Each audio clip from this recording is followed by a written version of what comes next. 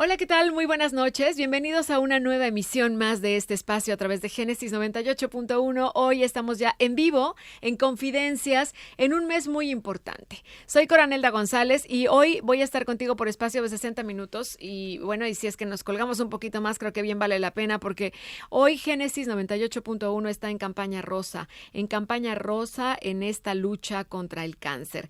Y es que en un par de días más vamos a celebrar o conmemorar el Día Mundial contra el Cáncer, que es una jornada conmemorativa que se celebra anualmente para concientizar sobre esta enfermedad, para su prevención, detección y tratamiento. Que si bien se dice el cáncer no se puede prevenir, sí es un hecho y es una realidad que si es detectado a tiempo, las pacientes hoy día y sobre todo el cáncer de mama pueden tener una sanación total.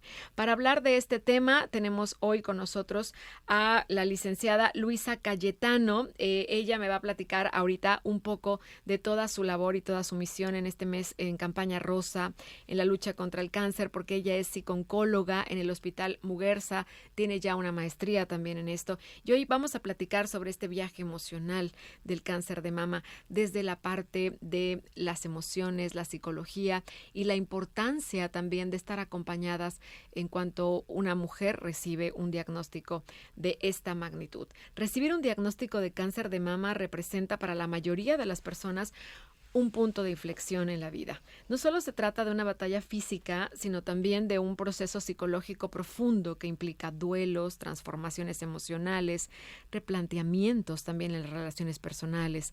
El cáncer de mama, más allá de sus implicaciones médicas, moviliza una serie de emociones que pueden desafiar la identidad, la autoestima y la percepción del futuro. Hoy le damos la bienvenida a la licenciada Luisa Cayetano para hablar un poco de esto. Bienvenida, Luisa. Hola, mucho gusto, estoy muy contenta de estar aquí.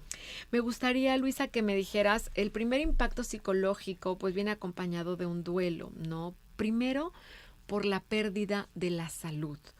¿Cuál es este impacto emocional más común en una mujer al recibir un diagnóstico de cáncer de mama? Yo creo que el impacto empieza desde el momento en que te dicen que te tienen que hacer otro estudio, en que tú te haces tu mamografía y te dicen, ¿sabes qué? Tenemos que ir más allá.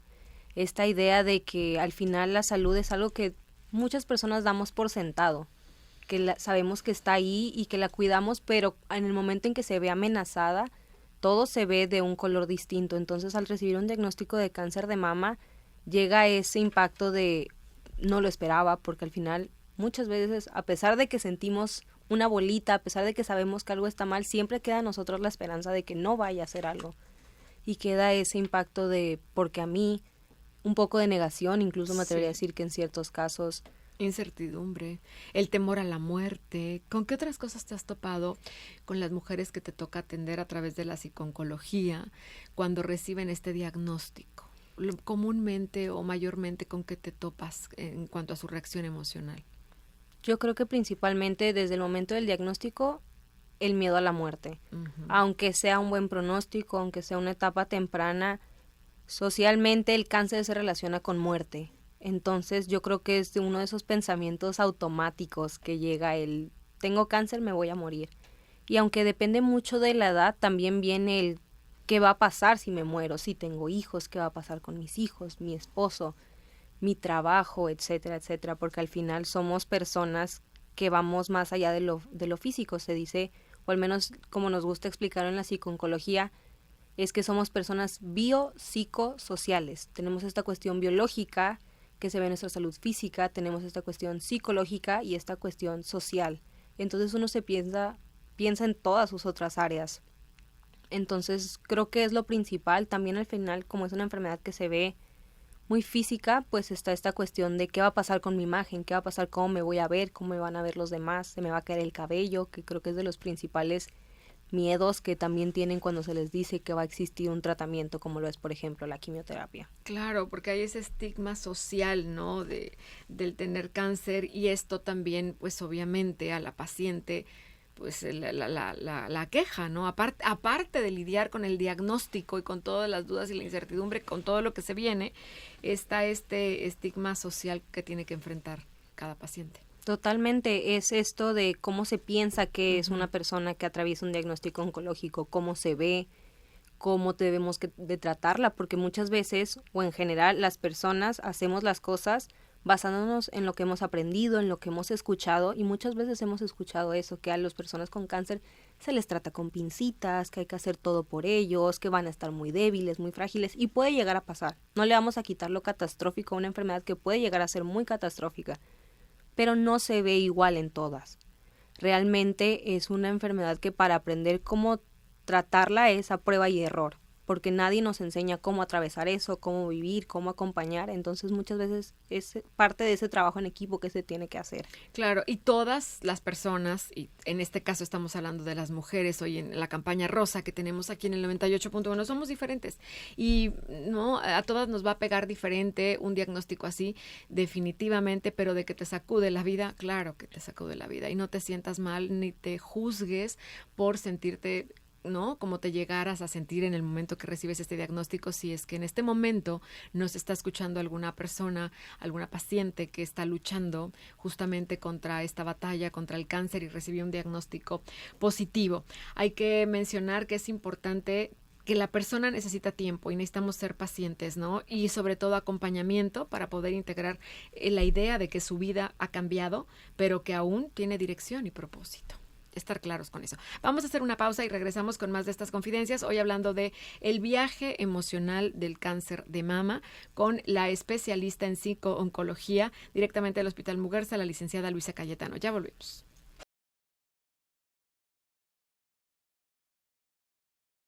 Estamos de regreso con más de estas confidencias hoy a través de la radio en Génesis 98.1. Génesis está en campaña rosa y es que estamos haciendo esta serie de programas a lo largo del día. Podrán escuchar con mis compañeros también en sus espacios, especialistas, doctores, todo esto para recordarte, porque a veces la vida se nos va tan rápido en el hacer, en el tener y se nos olvida mucho el ser. Y lo más importante es eso, es ser, es estar pleno, es estar sano. Y en esta campaña rosa queremos recordarte que tú eres primero, que hay que hacerse los estudios. Está conmigo la especialista justamente en psico-oncología, la licenciada Luisa Cayetano.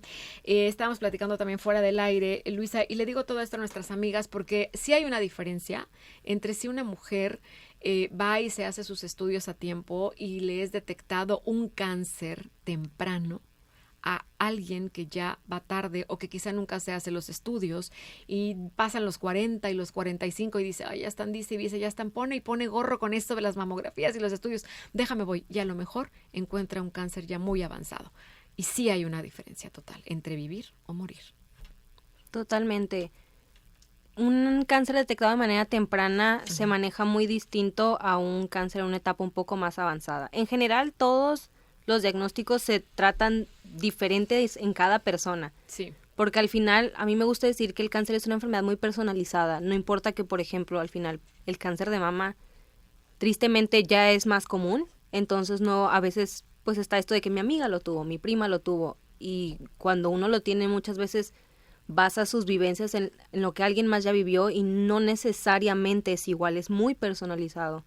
Pueden que haya quimioterapia distinta, se haya manejado distinto, que el tumor sea distinto, el tipo, porque al final tienen el mismo nombre pero un apellido muy distinto. Y cuando se trata de un cáncer avanzado, pues es un acercamiento que muchas veces pues es más complicado a nivel emocional el cómo afrontar y enfrentar que tal vez el resultado no va a ser el que esperabas. Mucho se habla, y es una palabra, o más que una palabra porque son dos, es un área a la que se le tiene mucho miedo, los cuidados paliativos. Se relaciona mucho también. ¿A la despedida? A muerte. Ahí sí. Me tocó una vez que alguien dijo que no quería que entrara a cuidados paliativos porque significa que se iba a morir. Cuando realmente, al menos, la definición que se da actualmente de cuidados paliativos es este acercamiento integral que se tiene con las personas. Integral me refiero a que no solamente es un médico, es un nutriólogo, es un psicólogo, es trabajo social, a veces entra también esta cuestión espiritual. Integralmente. Sí, y es todo para manejar, o como otra palabra que se usa, paliar el dolor o esto que le genera sufrimiento al paciente, usando esta definición de dolor total, que es una definición que incluye que no es solamente el dolor físico, sino es el dolor emocional, el dolor psicológico, el dolor espiritual, el dolor social, que también son dolores que no se hablan tanto. Se sabe que existen, Se sabe que, por ejemplo, cuando atravieso una enfermedad, pues tal vez me voy a aislar un poco, pero no se toma tan en cuenta porque es como que, bueno, pero te están dando tratamiento. Entonces estás haciendo algo y estás viva, pero está esta otra área que también me está generando sufrimiento, que también me está generando malestar. Y entonces cuando se incluye eso en el cáncer, el cuidados paliativos, el vamos a tratar eso, es como un no, porque eso significa que me voy a morir y realmente no es lo que es.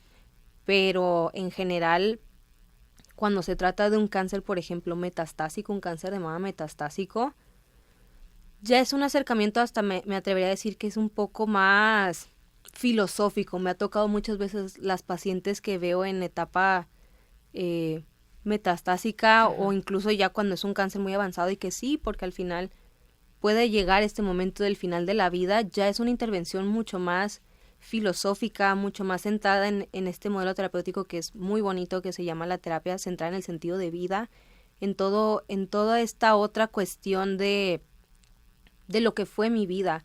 Y hace poquito una colega también que está ahorita en el INCAN, en el Instituto Nacional de Cancerología en la Ciudad de México, subió una foto de una presentación de un lugar al que fue, que hablaba justamente de los cuidados paliativos, porque si no me equivoco, el Día Mundial de los Cuidados Paliativos fue el sábado anterior. Es que morir no es el contrario de vivir, es el contrario de nacer, porque al final morimos en un instante, así como nacemos en un instante. Y muchas veces se relaciona a, si me dan un diagnóstico más avanzado me voy a morir, entonces uno deja de hacer cosas que lo hacen sentir vivo, pero realmente sigues vivo. Y eso es un tope con el que nos encontramos. Y me hace todo el sentido, porque sabemos que hoy, pues obviamente el cuerpo somatiza las emociones y se enferma. Entonces, si una mujer recibe el diagnóstico de que tiene un cáncer de mama, yo creo que parte de lo primordial, lo básico, lo esencial, es esto, es tratar las emociones, porque te puedes ir enfermando y se puede agravar más la condición, porque pues entra todo este dolor, todo este duelo, las emociones te juegan ahí también en contra, con muchos pensamientos, y solos no podemos y debemos reconocerlo y aceptar la ayuda. Entonces me parece como muy oportuno y muy esencial lo primero, ¿no? La psiconcología, la psicología, para podernos ayudar a canalizar las emociones. Creo que también hay algo pues que es distinto, porque una mujer que tiene esa actitud, esa ganas de vivir, pues obviamente todas las tenemos, ¿no? Es duro que te digan, échale ganas, y bueno, fuera que nomás con echarle ganas, ¿verdad? Salgo adelante. Pero sí es importante tener esa ayuda y esa asesoría, esa actitud, para que el cuerpo no siga somatizando más ahora este duelo y esta emoción tan fuerte que puede invadir a una mujer cuando recibe el diagnóstico. Vamos a hacer una pausa y regresamos con más de este espacio. Hoy estamos hablando del viaje emocional del cáncer de mama. Específicamente nos estamos centrando justo eso, en la parte emocional, que es de lo primero que hay que atender cuando alguien recibe un diagnóstico de esta magnitud. Regresamos.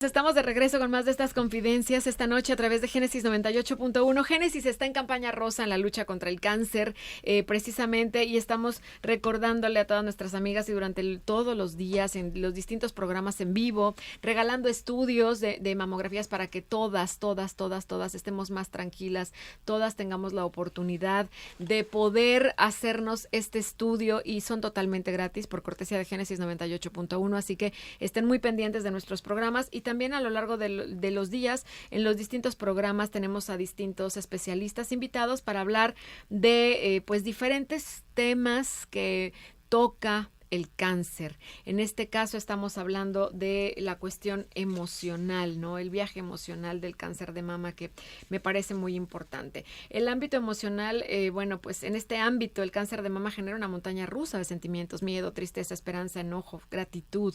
Pueden coexistir en un mismo día, ¿no? El entorno no comprende la magnitud de esta carga y la persona puede sentirse sola, incluso estando acompañada. Por eso el acompañamiento psicológico no solo debe centrarse en la paciente, también en la red de apoyo, en la familia, en la pareja y en los amigos. Está conmigo la licenciada Luisa Cayetano, y me gustaría que si nos dijeras, para las personas que dicen, bueno, yo actualmente estoy en esta batalla contra el cáncer porque mi mamá lo padece, porque mi hermana o porque mi mejor amiga está en esta batalla, y por ignorancia a veces no sabemos qué hacer, cómo actuar, qué decir.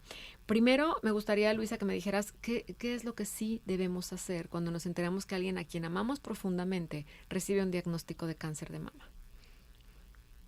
Yo soy fiel creyente de que hablando se entiende la gente. Y muchas veces nosotros ayudamos desde nuestra trinchera con el conocimiento que tenemos. Y no siempre aplica igual en todos. Entonces, yo creo que lo primero que tienes que hacer siempre es hablarlo. ¿Cómo te ayudo? ¿Qué quieres que haga? ¿Qué quieres que diga? Esas serían las preguntas primeras que podemos hacerle a la persona que queremos que recibió el diagnóstico, porque entramos en shock. Cuando el cáncer llega, nos pega a toda la familia, ¿no? El paciente es el que lo recibe, pero nos pega y nos duele evidentemente a todos. Pero digamos que esas son las primeras preguntas que uno debería de hacerle a la persona que le está platicando. Oye, me siento muy mal, me acaban de decir que tengo cáncer de mama. Inmediatamente uno debe reaccionar de esta forma. Es ¿cómo te ayudo? ¿Qué necesitas? Eso sería correcto. Sí, yo considero que sí son de las primeras que se tienen que hacer, aunque está un poco cliché y aunque la respuesta que recibamos no siempre va a ser la tradicional o la esperada, también el cómo estás, cómo te sientes, porque al final cuando te preguntan cómo estás, lo automático es bien. Pues no, obviamente. Y no, realmente no, y cambia mucho cuando dices cómo te sientes. Ahí es donde se da una respuesta normalmente más profunda, porque a veces sí, el ¿cómo estás? ¿Cómo te ayudo? ¿Qué hago? Sí, porque tendemos a ser personas que cuando tenemos un problema buscamos resolver, somos resolutivos. En general, es un mecanismo de afrontamiento, centrado en la solución. ¿Qué voy a hacer? ¿Qué tengo que hacer? Ok, tengo este sitio, tengo que hacer el otro. Y dejamos a un lado esta cuestión emocional. Y eso pasa mucho con el familiar, que sobre todo cuando es un familiar cercano, está esta transición de ya no solamente soy el esposo, por ejemplo, ya no solamente soy la hermana, me convierto en cuidadora. Y entonces al final suena que es parecido, pero son dos papeles distintos, pero que muchas veces se cruzan. Y entonces llega un punto donde, no sé, con mi esposo lo único que hablamos es cuando me tengo que tomar las pastillas, cuando me toca la quimio, cuando me toca esto, y ya no hablamos de otra cosa. Y es a lo que me refería con que el cáncer le gusta ser protagonista. Empieza poco a poco, lentamente, a irse añadiendo en un tema de que, ay, ¿cómo te fue en la quimio? Ah, bien. Y luego se empieza a hacer más, hasta que llega un punto donde parece que todo lo que hablas con tu familiar es de cáncer, cuando antes hacían otras cosas. Y creo que es muy importante también hacer énfasis si es que alguien está acompañando a una persona con cáncer. Recordemos que nosotros no estamos tratando con el diagnóstico, son personas, personas que tienen muchas cosas que hacer, que no siempre se sienten mal, y antes de ser su cuidadora, eres su familiar. Antes de ser su cuidadora, eres su esposo, eres su hermana, eres su hija. O sea, es decir, tratar de hacer la vida como la teníamos antes, como llevábamos la dinámica del día a día. Claro, evidentemente ahora más al pendiente de cómo te sientes y cada día, ¿no? Cómo te sientes y qué necesitas cada día, pero tratar de llevarlos a también dispersar un poco la mente en cuanto a las actividades del día a día. Yo siempre les digo a mis pacientes, hablando de pacientes, a la persona que tiene el diagnóstico, que mientras el doctor les dé luz verde, para mí es muy importante, pues ese trabajo multidisciplinario, entonces el tomar en cuenta al doctor, si el doctor te da luz verde, si tú no te sientes mal, si tú escuchas a tu cuerpo y dices, tengo la posibilidad de hacerlo, si no te pones en riesgo, claramente, en riesgo a ti, en riesgo a alguien más, y no interfiere con tu tratamiento, tú puedes hacer tu vida lo más normal posible. Sería lo más conveniente. Es lo más conveniente y es lo que más muchas veces da ese sentido de control en algo que muchas veces se siente fuera de nuestro control. Porque Claro. Al final cuando tenemos cáncer todo se siente fuera de nuestro control y hay muchas cosas que están fuera de nuestro control. Y el tener al menos esa rutina de puedo seguir mi vida lo más normal que puedo, obviamente muchas veces hacen ciertas adecuaciones. Tal vez ya no voy a tener la misma energía, ok, hago las cosas un poco más lento. En la medida que puedes, claro. Exacto. Y entonces también llega esta parte del familiar de, ok, soltar eso, soltar ese miedo a que algo malo le vaya a pasar, porque el cáncer es algo que da miedo a todos. Yo siempre digo que el cáncer Es natural. sí es una reacción esperada, el tener miedo. Y es una enfermedad que, claro, el principal afectado siempre va a ser el paciente, el que la tiene, pero nunca he encontrado una analogía que se escuche mejor, pero es como una bomba y al final la explosión pues tiene sus alrededores y entonces la familia es ese círculo cercano, ese círculo que también se ha afectado.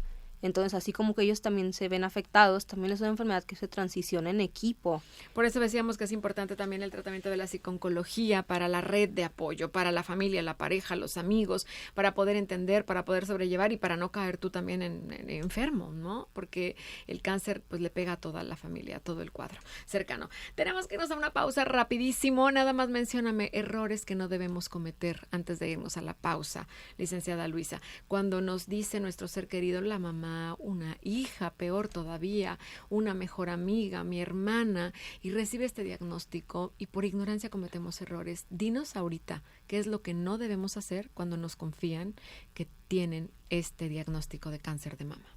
Yo creo que lo principal, así número 1, invalidar sus emociones. El hacer la comparación de, ok, estás triste, pero al menos estás viva, o al menos estás en tratamiento. Pues sí, estoy viva, pero también es algo muy difícil. El usar ejemplos, por ejemplo, de comparar con otros casos que a veces son un poco catastróficos, mi tía lo tuvo y se murió de eso, o a mi mamá le pasó eso y le fue súper mal, y te va a pasar esto y te va a pasar el otro y vas a vomitar, y la persona si de por sí ya tiene miedo, uno le agrega miedos extras que a lo mejor no le van a pasar, puede que sí, pero a lo mejor no. Pero fuera de contexto y de toda prudencia esos comentarios, ¿no? Sí, no sería, totalmente. pero bueno, no está de más que los acotes porque nunca falta quien tenga esa imprudencia en la vida. Vamos a hacer una pausa y regresamos con más de estas confidencias, hoy hablando del viaje emocional en la lucha contra el cáncer. Ya regresamos.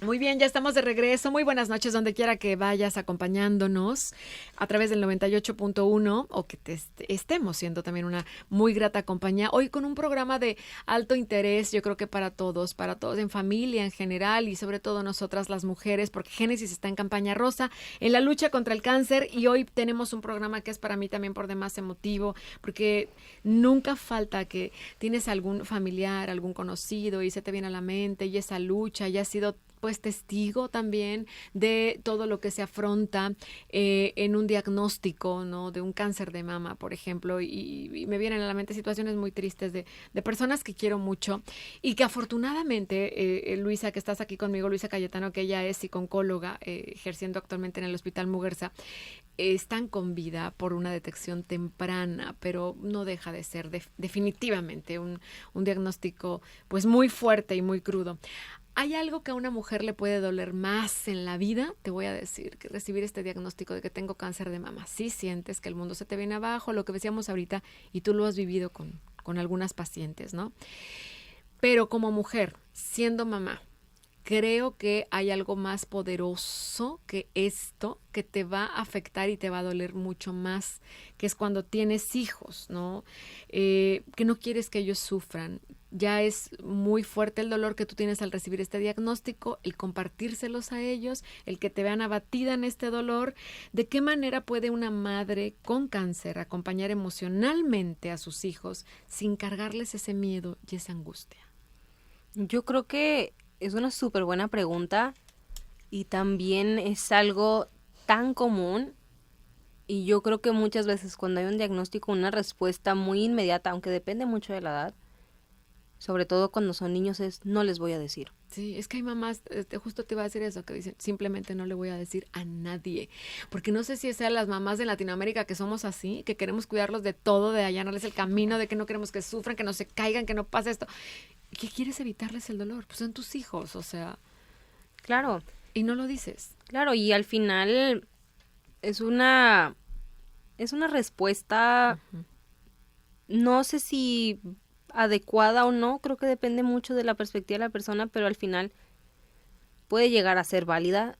Sin embargo, yo soy me gusta decir que de la fiel escuela de tener que decirle a tus hijos. Hay que hablar con la verdad. Sí, totalmente. Sobre todo cuando son niños, los niños son mucho más persuasivos de lo que nosotros podemos llegar a creer que son. Son muy listos y al final son cosas que se observan, como dije antes, al final los cambios que hay con el tratamiento se ven. Uh-huh. Y si no hay cambios tanto físicos, se ve que, por ejemplo, hay más fatiga, que tal vez, por ejemplo, mamá está más tiempo dormida, mamá está más tiempo, recostada, haciendo las cosas más lento, ya no va por mí a la escuela y va mucho supuestamente a citas, que son citas con el oncólogo, pero los niños así como los adultos, se van haciendo ideas. Se van haciendo ideas y así como los adultos, somos catastróficos, los niños también lo pueden hacer. Y si le agregamos que ellos tienen una imaginación mucho más grande, pues se pueden hacer ideas un poco más complejas. Pero ahorita existen muchos recursos para hablar con ellos, para explicarles, siempre tomando en cuenta el nivel de comprensión que tienen. Sí, ahí va muy de la mano el nivel educativo que tienen, en qué año de la escuela están, qué tanto entienden. Porque también vivimos en una época donde el internet está en la palma de tu mano y muchas veces el niño puede ver lo que le pasa a la mamá y, por ejemplo, le pregunta a Google, ahora que está ChatGPT, le pregunta a ChatGPT, mi mamá le pasa esto, y él le va a dar la respuesta. Y lo que muchas veces pensamos es de que, pues si no sabe, no se va a enterar y no le va a pasar nada, y si se entera, el impacto, me atrevo a decir que a veces puede ser mucho mayor, porque es no solo enterarme que mi mamá está enferma, sino que mi mamá me está mintiendo. Y al final, sobre todo en los niños, este lazo que se tiene con los papás, este lazo de mi mamá confía en mí, mi mamá está ahí para mí, pues conectar con él. Exacto, totalmente. Y es válido y que te vean vulnerable, porque eso no está mal o no es sinónimo precisamente de debilidad. Totalmente. Y en este caso es una enfermedad y es una enfermedad que nos puede sorprender a cualquiera y que nunca sabes con el cáncer cuál va a ser realmente el final, ¿no? Sí, totalmente. ¿Cuál y cómo va a ser? Y luego hay pues sentimientos encontrados de culpa, de enojo, de impotencia, de que a lo mejor de repente reaccionas como no deberías, incluso con los hijos, con la pareja, de ¿para qué? ¿Por qué a mí? Y estás más irritable.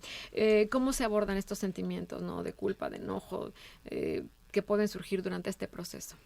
Yo creo que la culpa en específico es de las emociones más complicadas de afrontar, de regular, pero la culpa muchas veces, y hace poquito alguien me enseñó esta como comparativa, la culpa uno la siente cuando hace algo malo, cuando algo de lo que está pasando, por ejemplo, pues sí, es algo que ella hizo mal o que obró mal, y cuando se trata del cáncer, uno no una mañana se decide y dice, me va a dar cáncer y voy a afectar a toda mi familia. No, entonces, ¿por qué sentimos culpa de algo en lo que no tuvimos control? ¿Por qué siento culpa de tener cáncer si yo no lo decidí? Yo no hice nada para que de cierta manera... No, es inconsciente, obviamente. Sí, es ese sentimiento. Entonces, muchas veces, a veces es tratarlo un poco con lógica, un poco con funcionalidad, pero sin dejar a un lado esa validación, permítete sentir lo que sea que estés sintiendo, lo consideres bueno, lo consideres malo, lo importante es que lo sientas, y no te juzgues. Exacto, ver las emociones como lo que son emociones, siempre están ahí, están latentes y hay algo obviamente que las dispara, pero permítete sentirlas porque así las podemos reconocer. Y ya una vez que las reconocemos también podemos aprender qué podemos hacer, cómo vamos a adquirir herramientas de algo que ni siquiera sé qué es, ni siquiera sé cómo se siente. Donde lo siento, por ejemplo, cuando uno siente miedo, dice, tengo miedo. ¿Cómo sabes que tienes miedo? Lo siento que se me revuelve la panza, siento que me cuesta un poco más respirar. Ok, ahí entonces podemos brindar herramientas. Muy bien. En breve nada más, porque nos tenemos que ir a la pausa, licenciada Luisa, dime qué rol juega la espiritualidad o la búsqueda de sentido en esta etapa de tratamiento y de recuperación. ¿Qué le podrías decir a las personas que hoy lo viven y que esta parte de estar en paz es muy importante?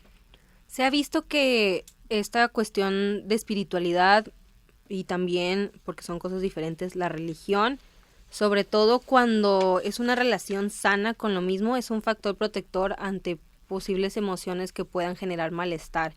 Esta sensación de que algo me cuida, algo más grande que yo me cuida, puede llegar a ser muy reconfortante, pero obviamente también es importante vigilar que eso no se interponga con el yo mismo estar realizando acciones. El yo mismo estar teniendo conductas hacia mí, no dejarlo todo hacia algo más grande, sino yo también, pues es parte de tu equipo, me atrevería a decir. Pero sí se ha visto que es algo que da mucha paz en un momento donde todo se siente tan fuera de sí. Totalmente, y siempre nos viene bien a todos en general. Hacemos una pausa y regresamos con más de estas confidencias, hablando sobre el camino, ¿no? En la parte emocional, en la lucha contra el cáncer de mama. Ya regresamos después de esta pausa.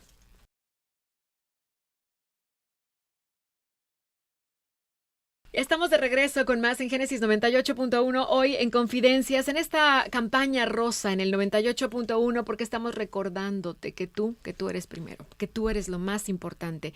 Génesis en campaña rosa en la lucha contra el cáncer, y hoy hablando de pues este tema, pero a nivel emocional, ¿no? El camino emocional que se vive, que se transita después de un diagnóstico de cáncer de mama.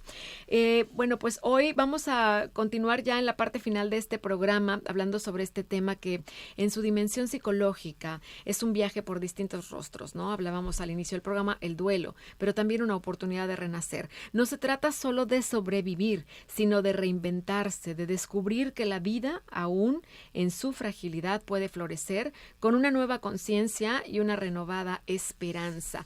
Yo le quiero agradecer mucho a la licenciada Luisa Cayetano porque abordando este tema a nivel emocional, pues hemos ahorita en este espacio tenido herramientas muy importantes tanto para familiares como para personas que hoy lo transitan. Me gustaría que nos comentaras, Luisa, cómo se vive este proceso emocional una vez que el tratamiento médico, por ejemplo, termina, pero sigue quedando ese miedo a que la enfermedad regrese. El miedo a la recurrencia es algo que siempre está, siempre va a aparecer. Incluso cuando todo pinta bien, siempre está ese constante miedo de qué pasa si vuelve, qué pasa si me vuelve a dar y que va a ser una etapa distinta, si me da peor. Y eso también a veces puede hacer que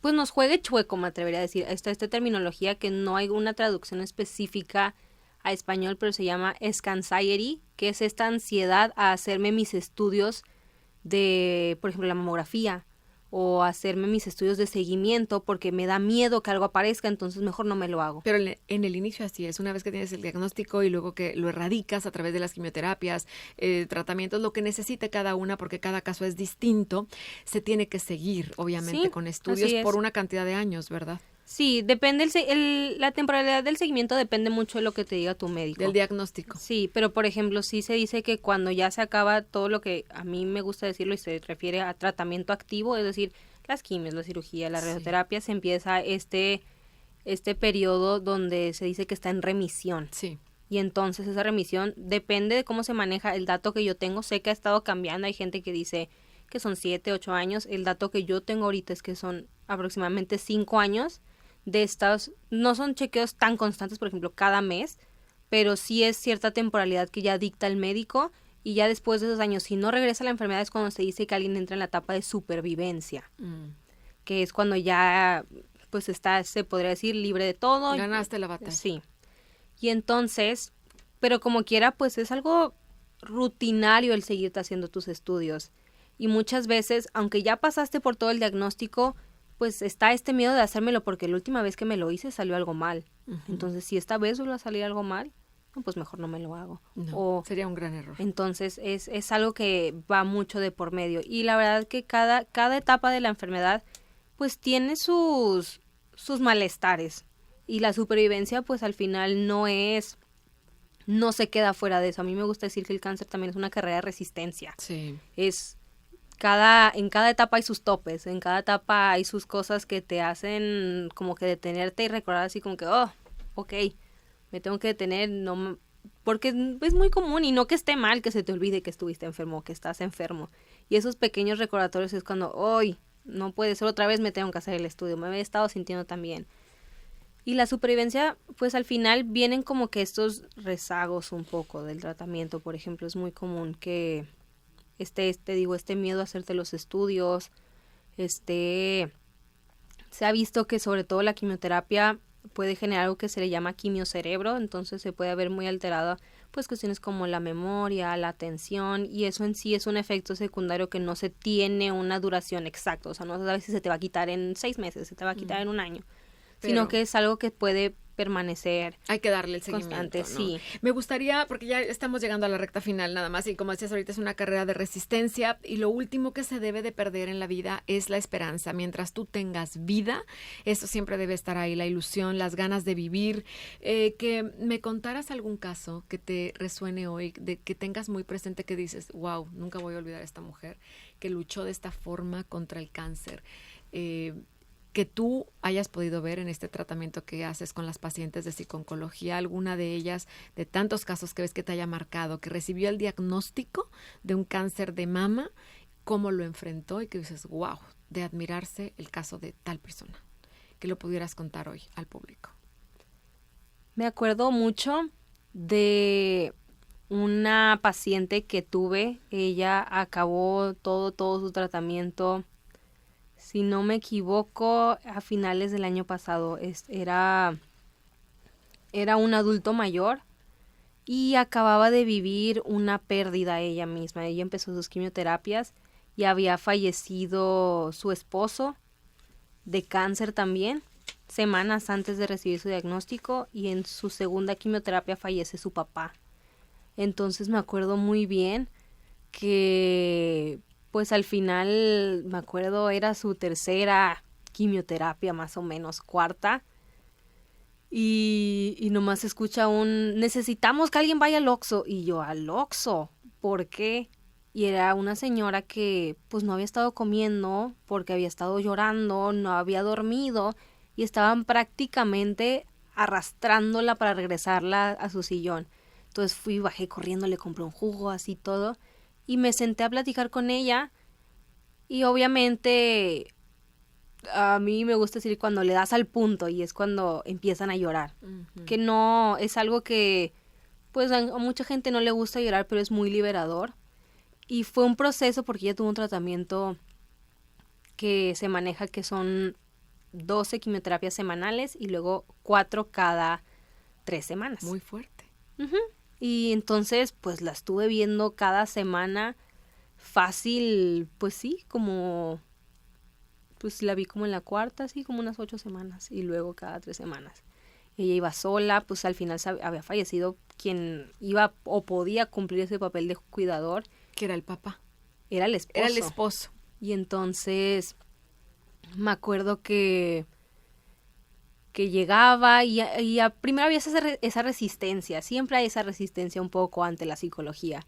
Este tabú de yo no ocupo un psicólogo, el psicólogo es para locos. Entonces primero había esa resistencia. Uh-huh. Pero ya después me acuerdo que una de las enfermeras, se me hizo tarde ese día para llegar a verla, y llegué a buscarla y se quedó dormida, y me acuerdo que una de las enfermeras me dijo, se quedó dormida viendo a la ventana esperando a qué hora llegaras. Eso también me mostraba a mí de que ya quería ese acompañamiento.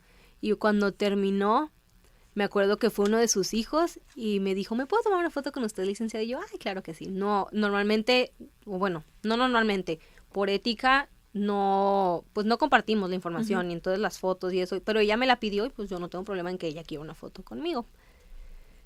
Y me acuerdo que ya iba a ser la última vez que le iba a ver. Ya normalmente era, pues acaba el tratamiento y pues yo en general, si no quieren seguir conmigo, yo no la vuelvo a ver. Y no la iba a volver a ver.